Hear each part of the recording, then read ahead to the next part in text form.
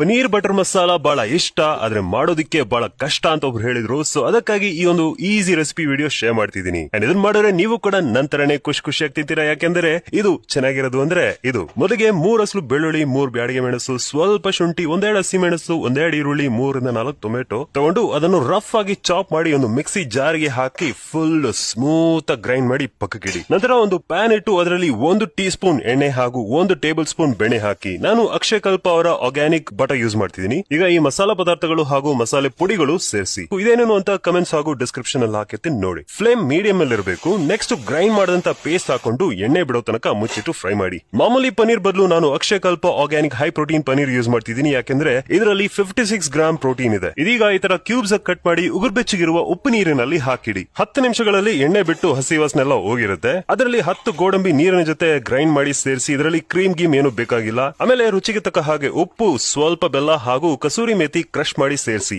ಆಮೇಲೆ ನಮ್ ಪನೀರ್ ಕ್ಯೂಬ್ಸ್ ನ ಹಾಕಿ ಮಿಕ್ಸ್ ಮಾಡಿ ಒಂದು 6-8 ನಿಮಿಷ ಮುಚ್ಚಿಟ್ರೆ ರೆಡಿ ಗುರು. ಕೊನೆಯಲ್ಲಿ ಅದರಲ್ಲಿ ಒಂಚೂರು ಕೊತ್ತಂಬರಿ ಸೊಪ್ಪು ಹಾಗೂ ಬಟರ್ ಹಾಕಿ ಮಿಕ್ಸ್ ಮಾಡಿ ಸರ್ವ್ ಮಾಡಿ ಮಜಾ ಮಾಡಿ. Thank you.